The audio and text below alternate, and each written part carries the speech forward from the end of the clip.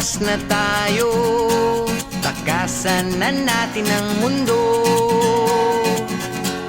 Magtago papalayo sa mas tahimik at payapang mundo. Umubulong ang hanging habagat at hampas ng